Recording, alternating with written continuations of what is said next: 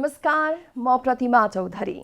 नमस्कार, म मदन खाती। राति 8 बजेको जनता समाचारमा स्वागत छ। सबैभन्दा पहिले प्रमुख समाचार।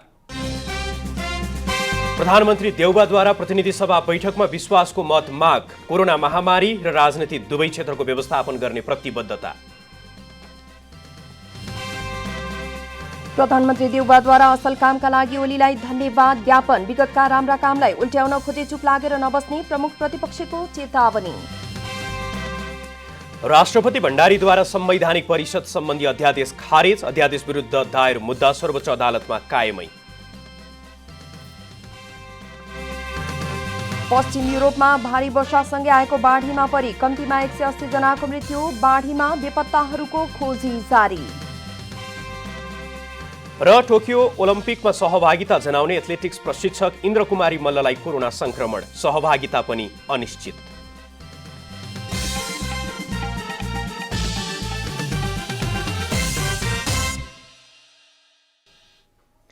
अब पूरा समाचार। प्रधानमन्त्री शेरबहादुर देउवाले प्रतिनिधि सभामा विश्वासको मत माग्नु भएको छ।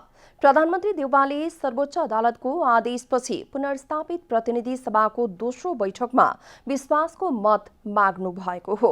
उहाँले कोभिड-19 को रोकथामका लागि सरकारले प्रयास गर्ने भन्दै सबै राजनीतिक दल र प्रतिनिधि सभाबाट सहयोगको अपेक्षा राखेको बताउनु भएको छ। प्रधानमन्त्री देउवालाई नेपाली कांग्रेस, नेकपा माओवादी केन्द्र, नेकपा एमाले माधव कुमार नेपाल पक्ष, जनमोर्चा, जसपा उपेन्द्र यादव र महन्त ठाकुर दुवै पक्षको समर्थन छ। प्रतिनिधि सभामा नेपाली कांग्रेसका 61, माओवादी केन्द्रका 49, एमालेका 121, जसपाका 32, जनमोर्चाका 1, नेमकीपाको 1 र राप्रपाको 1 सदस्य रहेका छन्। तर नेकपा एमालेले भने प्रधानमन्त्री शेरबहादुर देउवालाई विश्वासको मत नदिन निर्देशन दिएको छ। प्रधानमन्त्री तथा नेपाली कांग्रेसका सभापति शेरबहादुर देउवाले संसदलाई अधिकार सम्पन्न, जीवन्त र क्रियाशील बनाउनु पर्ने बताउनु भएको छ। प्रधानमन्त्री देउवाले आज प्रतिनिधि सभाको बैठकमा विश्वासको मत माग्ने क्रममा यस्तो बताउनु भएको हो। उहाँले 3.5 वर्षको अवधिमा केपी शर्मा ओली नेतृत्वको सरकारले गरेका असल कामका लागि धन्यवाद समेत दिनु भएको छ। देशमा सुशासन कायम गर्न सरकार, प्रमुख प्रतिपक्षी र सबै राजनीतिक दलहरूबीच सहकार्य आवश्यक रहेको भन्दै त्यसका लागि प्रयत्नशील रहने पनि प्रतिबद्धता जनाउनु भएको छ। उहाँले नेपाली नागरिकलाई कोभिड-19 बाट जोगाउने सरकारको पहिलो प्राथमिकता भएको भन्दै कोभिड-19 को नियन्त्रण र रोकथामका लागि सबै उपाय अवलम्बन गर्ने बताउनु भएको छ। त्यसैगरी नेकपा माओवादी केन्द्रका अध्यक्ष पुष्पकमल दाहालले संविधानको धारा 76 को उपधारा 5 सार्वभौम प्रतिनिधि सभाको विशेषाधिकार भएको बताउनु भएको छ। उहाँले आज प्रतिनिधि सभाको बैठकमा प्रधानमन्त्री शेरबहादुर देउवाले पेश गर्नुभएको विश्वासको मतमाथि छलफल गर्दै संविधानको मर्म र भावना अनुरूप नै सर्वोच्चले व्याख्या गरेको बताउनु भएको हो। त्यस्तै प्रमुख प्रतिपक्षी नेकपा एमालेका नेता प्रदीप गेवालीले आफ्नो दलले आँखा नझिम्क्याई वर्तमान सरकारलाई हेरिरहने बताउनु भएको छ। नेता गेवालीले विगतका राम्रा कामलाई सरकारले उल्ट्याउन खोजे चुप लागेर नबस्ने चेतावनी पनि दिनु भएको छ। सरकारले गरेका राम्रा कुरालाई निरन्तरता दिन प्रतिपक्षको सहयोग रहने उहाँले बताउनु भएको छ।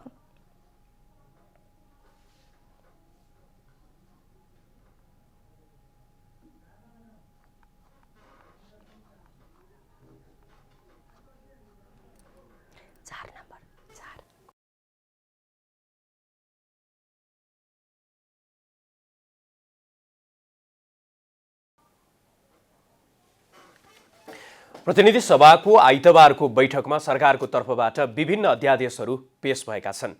बैठकमा संविधान सभा तथा प्रतिनिधि सभाका पूर्व सदस्यहरूको निधनप्रति शोक प्रस्ताव पनि पारित गरिएको छ।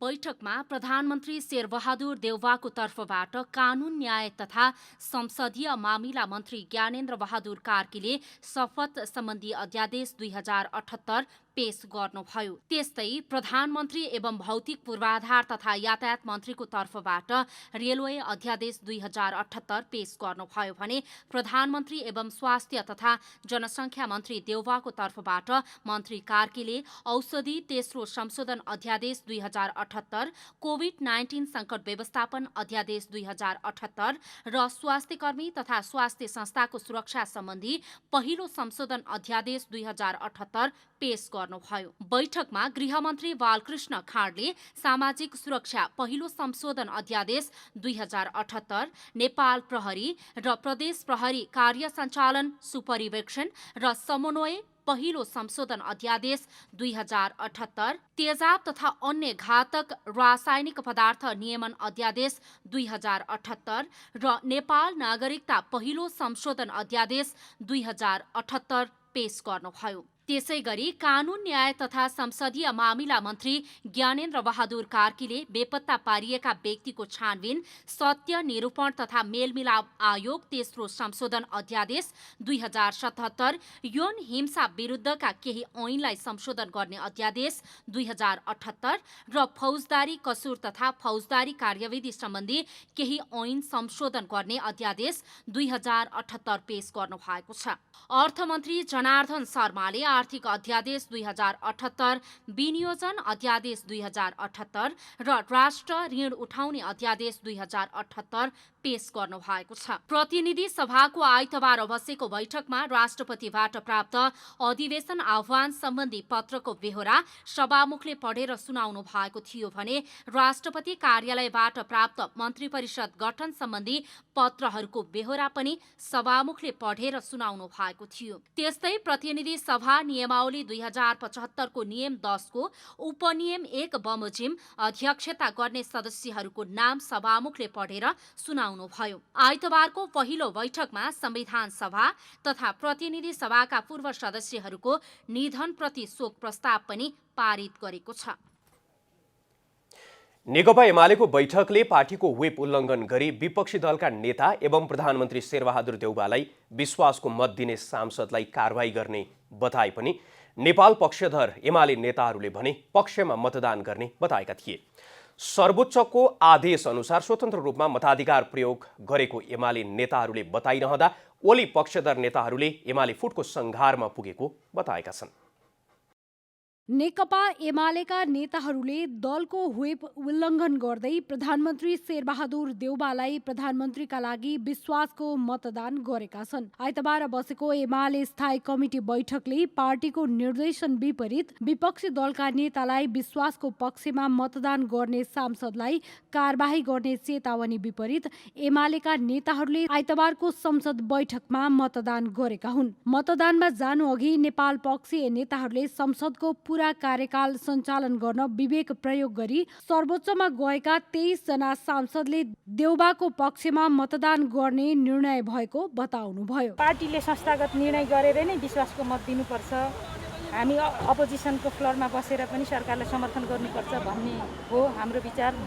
त्यसो भएन भने संविधानले 76-5 को सरकारलाई विवेक प्रयोग गरेर विश्वासको मत दिने र पार्लियामेन्टले सरकार दिने भन्ने जुन खालको विधायकी मनसाय हो र 72 सालमा जारी भएको नयाँ संविधानको प्रावधान हो, त्यो प्रावधान अनुसार हरेक संसदको सदस्यहरूले विवेकपूर्ण ढङ्गले निर्णय गर्न सक्ने व्यवस्था संविधानमा छ। यता पार्टीको निर्णय विपरीत विश्वासको मत दिने सांसदहरू पार्टीमा रहन नसक्ने ओली पक्षको घोषणा छ। नेकपा एमाले पार्टीका सूर्य चिन्हबाट चुनाव जितेकाहरूले शेरबहादुर देउवालाई मत दिनुपर्ने कुनै आधार पनि छैन।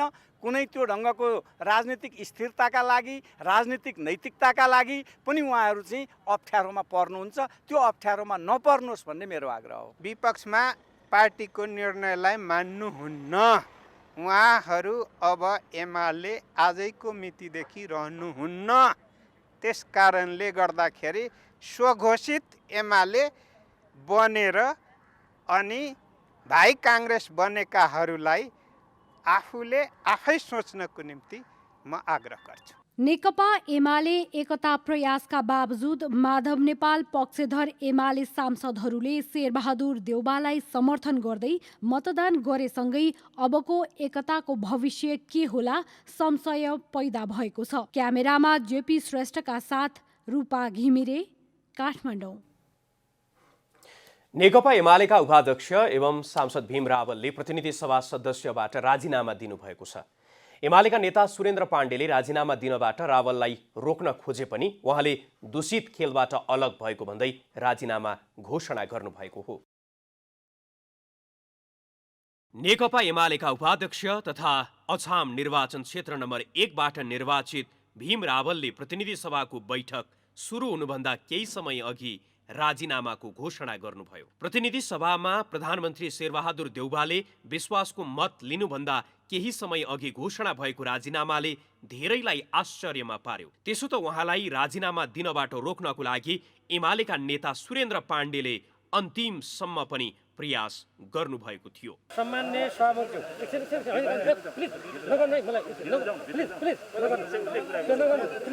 पत्रकारलाई कुरा गर्नु दिनु है। सम्माननीय सभामुखज्यू, प्रतिनिधि सभा सिंहदरबार काठमाडौँ, विषय राजीनामा। उहाँले राजीनामा घोषणा गर्दै उच्च राजनैतिक नेतृत्व तहमा देखिएको अनियन्त्रित र चरम अनैतिक राजनीति, स्वेच्छाचारी व्यवहार तथा देश, जनता र पार्टीको हितभन्दा निजी स्वार्थ, प्रतिशोध र षड्यन्त्रकारी चरित्रको कारण नेपाली नागरिकको मनमा घृणा उत्पन्न भएको बताउनु भएको छ। अनैतिक राजनीति तथा देश र जनता विरोधी राजनैतिक अभ्यासको मतियार हुनुभन्दा त्यसबाट अलग हुनु श्रेयस्कर भएकाले प्रतिनिधि सभाको सदस्य पदबाट राजीनामा दिएको उहाँको जिकिर छ। राजनीतिक नेतृत्व तहमा देखिएको अनियन्त्रित र चरम अनैतिक राजनीति, स्वेच्छाचारी व्यवहार तथा देश, जनता र पार्टीको हितभन्दा निजी स्वार्थ, अहम, प्रतिशोधी र षड्यन्त्रकारी चरित्र एवं कार्य देख्दा देश र जनताको हितलाई सर्वोपरि सम्झने जुनसुकै नेपाली नागरिकको मनमा घृणा उत्पन्न हुन्छ। यस्तो स्थितिमा अनैतिक राजनीति तथा देश र जनविरोधी राजनीतिक अभ्यासको मतियार हुनुभन्दा त्यसबाट अलग हुनु श्रेयस्कर भएकोले उक्त प्रकारको दूषित खेलबाट आफूलाई अलग गर्दै प्रतिनिधि सभाको सदस्य पदबाट राजीनामा दिएको छु। एमाले उपाध्यक्ष रावलको राजीनामामाथि टिप्पणी गर्दै एमालेकै अर्का नेता वामदेव गौतमले राजीनामाको कुनै अर्थ नभएको बताउनुभयो। त्यो राजीनामा उहाँको स्वविवेक हो।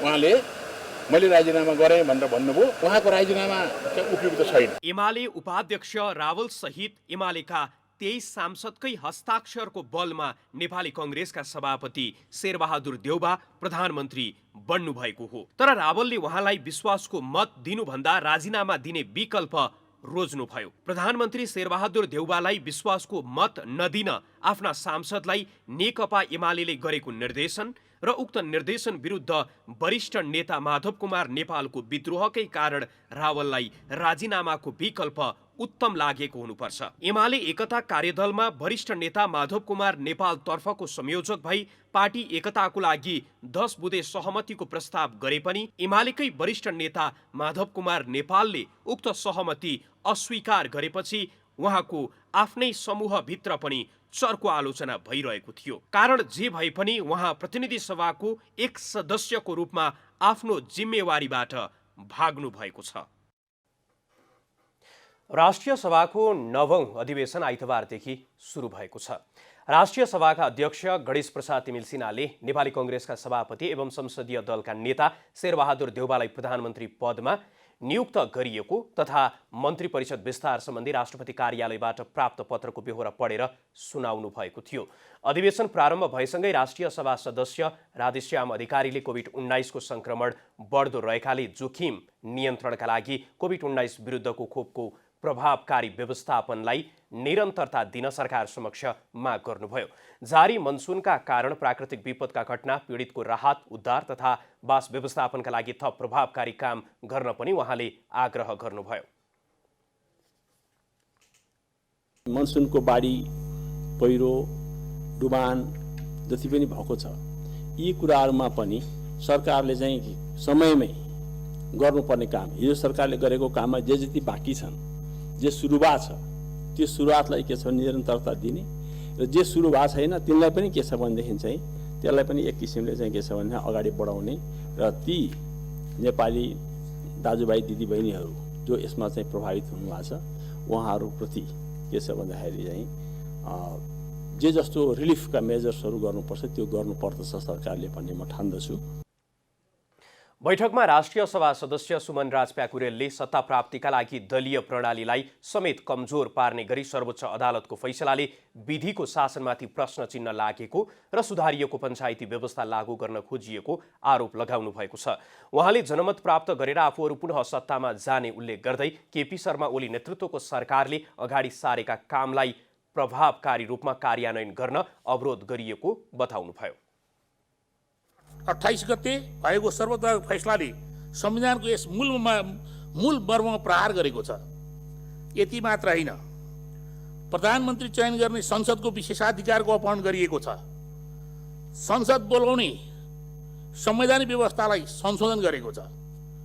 दलीय व्यवस्थामा दलको हुइप नलाग्ने जस्तो हास्यास्पद तर्क दिँदै कालान्तरमा बहुदलीय शासन प्रणालीको अन्त र पुनः निर्दलीय व्यवस्थाको बीजारोपण गर्दै नेपाली जनताले आफ्नो रगतसँग साटेको व्यवस्थालाई सुधारिएको पञ्चायती व्यवस्थाको शैलीमा लाने षड्यन्त्रको बीजारोपण गरिएको छ।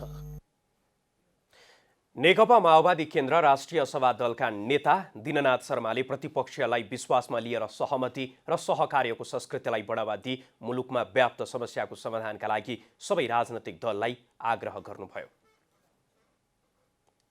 जनता समाचारमा अब छोटो विश्राम।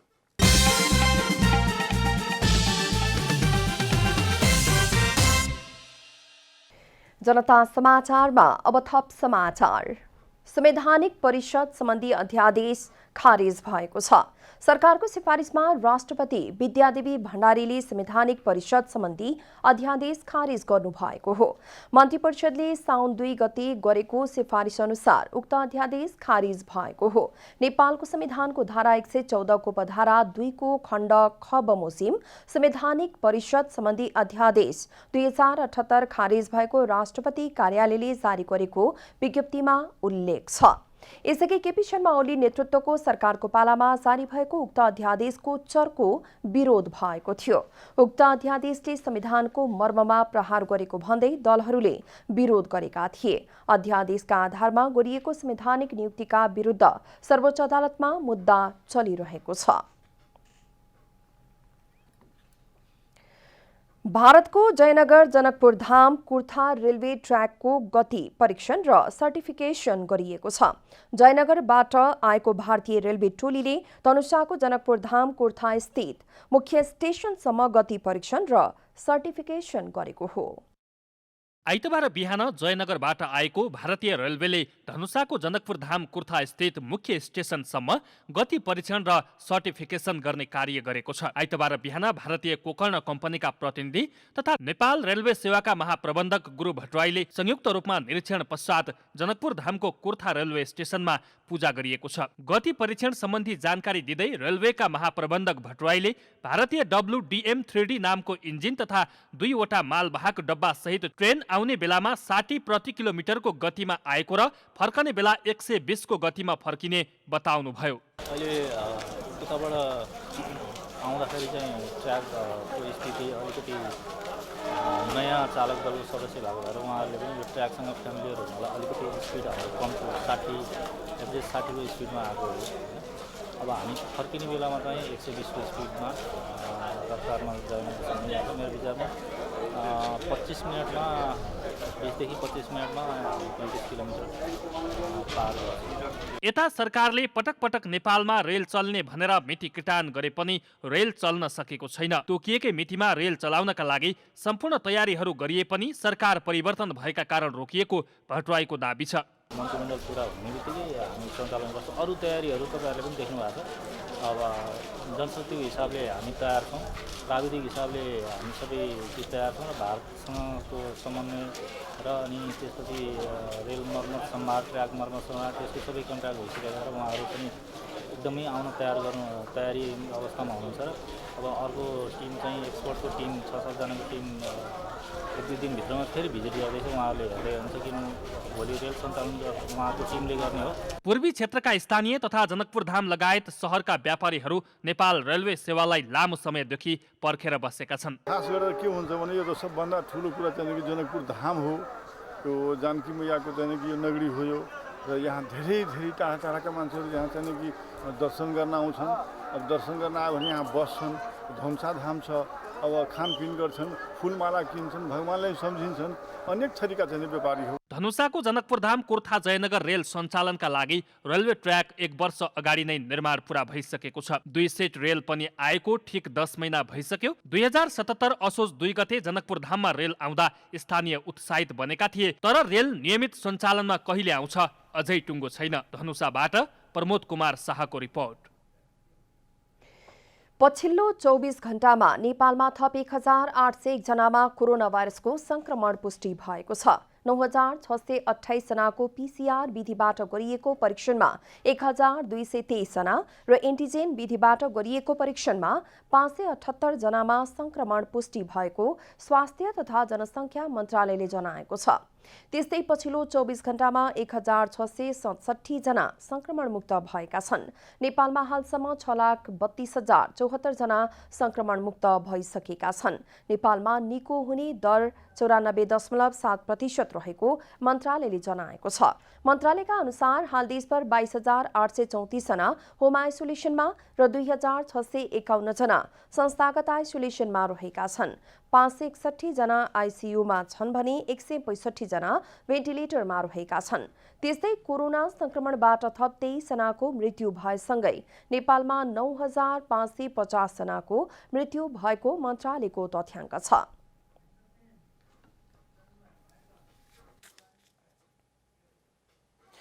प्रधानमन्त्री शेरबहादुर देउवाले सोमबार खोप केन्द्रहरूको स्थलगत निरीक्षण गर्नुहुने भएको छ।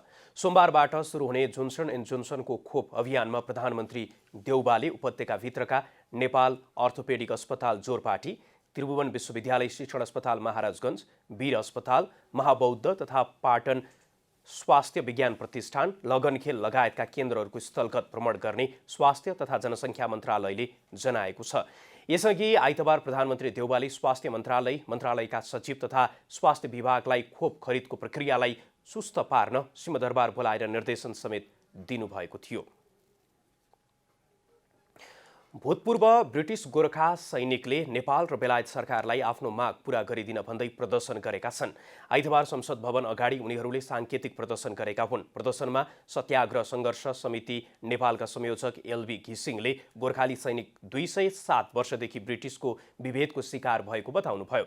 संयोजक घिसिङले अपमान र पीडा सबै नेपालीहरूको भएकाले सरकार, सदन र सडकमा यी विषयहरू उठाइदिन माग गर्नुभयो। घिसिङले आफ्ना मागहरूमा चासो दिएर सम्बोधन नगरे 21 जुलाईबाट बेलायती प्रधानमन्त्री कार्यालय अघि आमरण अनसन बस्ने समेत चेतावनी दिनुभयो।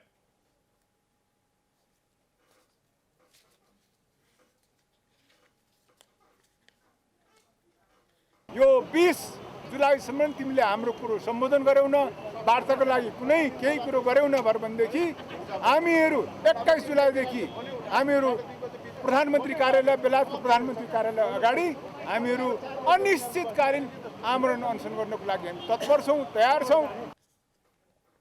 32 वर्षदेखि समानता, सम्मान र इज्जतका लागि सङ्घर्षरत रहेको जनाउँदै घिसिङले 3 मेमा अल्टिमेटम दिए पनि चासो नदिएकाले 15 जुन 2021 मा सडक प्रदर्शन गरेर बेलायती प्रधानमन्त्री बोरिस जोन्सनलाई पुनः स्मरण गराएको जनाउनु भएको हो। ब्रिटिस आर्मी सरह नै गोर्खा ब्रिटिस आर्मीले पनि तलब, पेन्सन र सेवा सुविधा पाउनुपर्ने उहाँहरूको माग रहेको छ।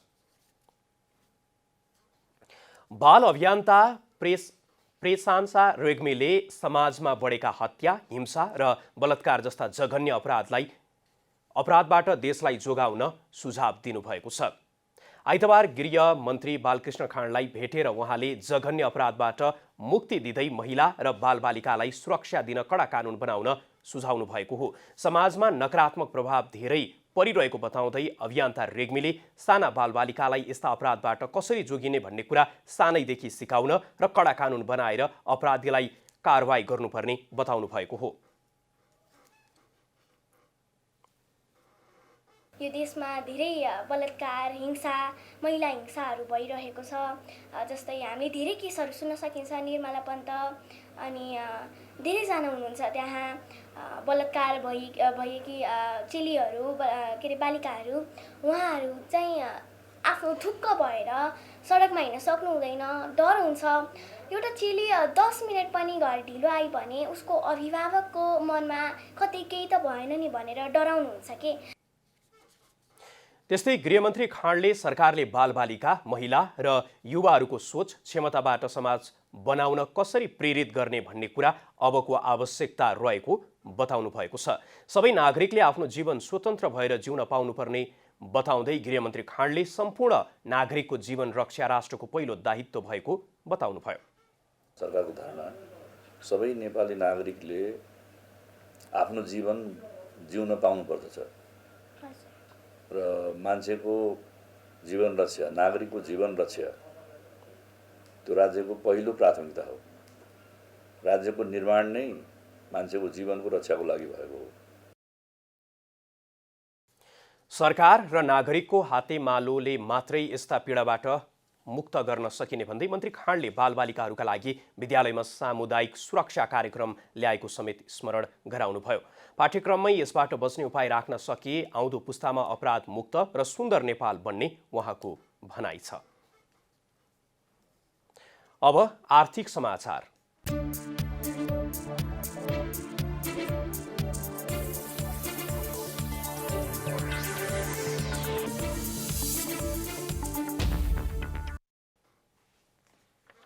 नेपाल राष्ट्र ब्याङ्कले आर्थिक वर्ष 2078-79 को मौद्रिक नीति निर्माणको क्रममै रहेकाले उपयुक्त समयमा ल्याइने बताएको छ। नेपाल राष्ट्र ब्याङ्कका कार्यकारी निर्देशक तथा प्रवक्ता देवकुमार ढकालले मौद्रिक नीति ल्याउने सन्दर्भमा सरकारवालाहरूसँग छलफल भइरहेको भन्दै उपयुक्त समयमा ल्याइने बताउनु भएको हो। पूर्व गभर्नरहरूसँग छलफल गर्न बाँकी नै रहेकोले उहाँले बताउनुभयो। सुझाव सङ्कलन गरिरहेको र आन्तरिक तयारी गरिरहेको पनि उहाँले बताउनु भएको छ।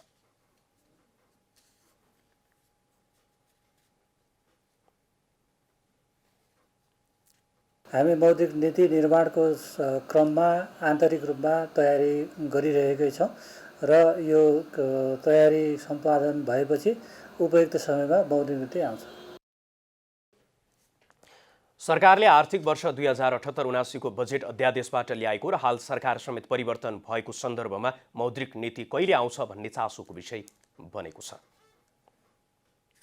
जनता समाचारमा अब छोटो विश्राम।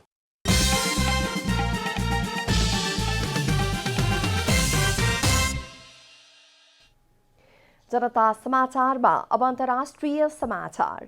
पश्चिमी युरोपमा भारी वर्षासँगै आएको बाढीका कारण बेपत्ता भएकाहरूको खोजीमा उद्धारकर्मीहरू लागि परेका छन्। जर्मनी, बेल्जियम, नेदरल्यान्ड्स, लक्जमबर्ग सहितका देशमा भारी वर्षासँगै आएको बाढीका कारण कम्तीमा 180 जनाको मृत्यु भएको बीबीसीले जनाएको छ। बाढीले जर्मनी र बेल्जियममा गम्भीर प्रभाव परेको छ। अझै धेरै मानिसहरू बेपत्ता रहेका छन्। मृत्यु हुनेको सङ्ख्या अझै बढ्न सक्ने अनुमान छ।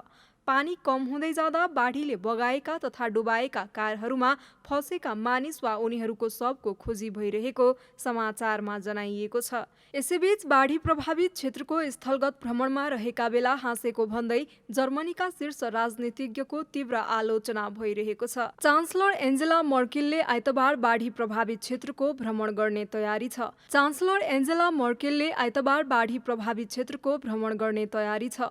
युरोपियन नेताहरूले जलवायु परिवर्तनको प्रभावका कारण भारी वर्षा भई बाढी आएको भन्दै तत्काल प्रभावकारी कदम चाल्नका लागि अपिल गरेका छन्। बाढीमा परि मृत्यु हुनेमा कम्तीमा 143 जना जर्मनीका हुन्, जसमा 4 जना अग्नि नियन्त्रक रहेको समाचारमा जनाइएको छ। भारतको मुम्बईमा वर्षासँग सम्बन्धित 2 छुट्टा-छुट्टै घटनामा 15 जनाको मृत्यु भएको छ। शनिबार रातभर भएको भारी वर्षाको कारण मुम्बईमा पहिरो र एउटा घरको पर्खाल भत्किँदा घटनामा उनीहरूको मृत्यु भएको अन्तर्राष्ट्रिय सञ्चार माध्यमहरूले जनाएका छन्।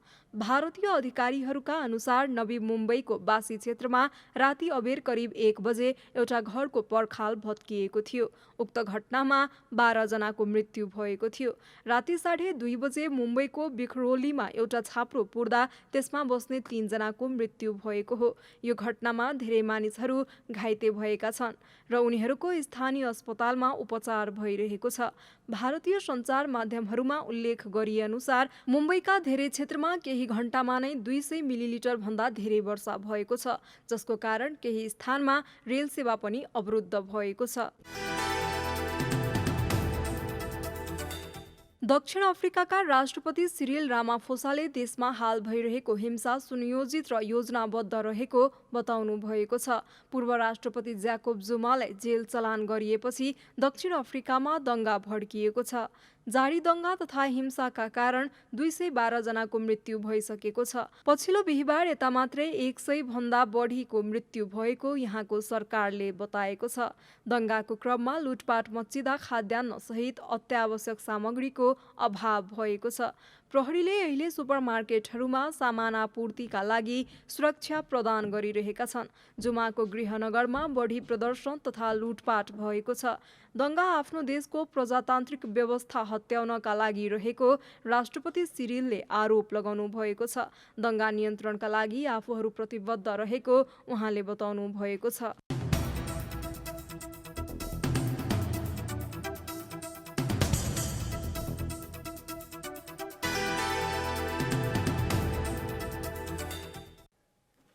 जनता समाचारमा अब खेलकुद समाचार।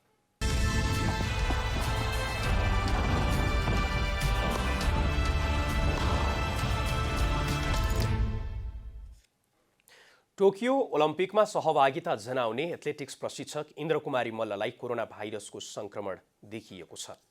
जापान प्रस्थान गर्नु अघि गरिएको परीक्षणमा प्रशिक्षक मल्ललाई कोरोना पोजिटिभ देखिएको हो। नेपाल एथलेटिक्स संघका अध्यक्ष राजीव विक्रम शाहले प्रशिक्षक मल्ललाई कोरोना संक्रमण भेटिएको पुष्टि गर्नुभएको छ। मल्ललाई कोभिड देखिएपछि उहाँ ओलम्पिक जाने कुरा अनिश्चित बनेको छ। नेपाल ओलम्पिक कमिटीले मल्ललाई कोभिड देखिएको भन्दै प्रशिक्षकको नाम सिफारिस गर्न अनुरोध गरेको छ। संघले मल्लको पुनः परीक्षण गरेर मात्र प्रशिक्षकको नाम निर्क्युल गर्नुपर्ने अडान राखेको छ। एनओसीले भने पोजिटिभ देखिएका अफिसियललाई ओलम्पिक लैजान नसकिने बताएको छ। अब मौसम समाचार।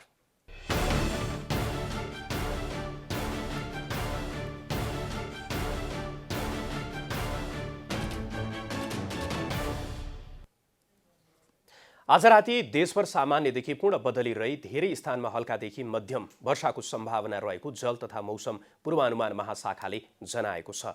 अब देशभरका विभिन्न स्थानका मौसम सम्बन्धी थप विवरण।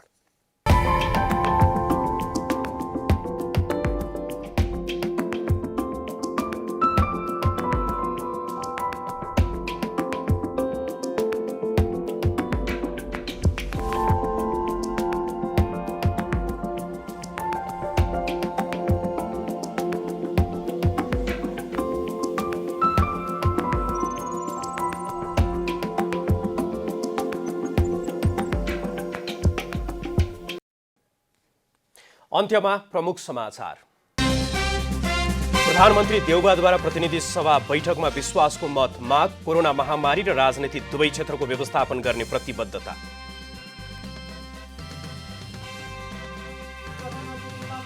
कामका लागि ओलीलाई धन्यवाद ज्ञापन। विगतका राम्रा कामलाई उल्ट्याउन खोजे चुप लागेर नबस्ने प्रमुख प्रतिपक्षीको चेतावनी। राष्ट्रपति भण्डारीद्वारा संवैधानिक परिषद सम्बन्धी अध्यादेश खारेज। अध्यादेश विरुद्ध दायर मुद्दा सर्वोच्च अदालतमा कायमै। पश्चिम युरोपमा भारी वर्षासँगै आएको बाढीमा परि कम्तीमा 180 जनाको मृत्यु। बाढीमा बेपत्ताहरूको खोजी जारी। र टोकियो ओलम्पिकमा सहभागिता जनाउने एथलेटिक्स प्रशिक्षक इन्द्रकुमारी मल्ललाई कोरोना संक्रमण, सहभागिता पनि अनिश्चित।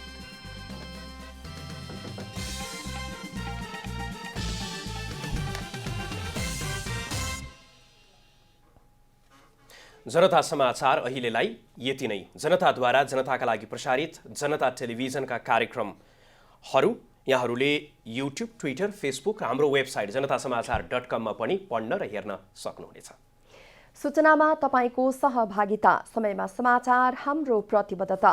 कोरोना भाइरसको संक्रमणबाट बस्न नियमित रूपमा साबुन पानीले मिचिमिची हात धौँ, अनिवार्य मास्कको प्रयोग गरौँ, भिडभाडबाट टाढै रहौँ। नमस्कार।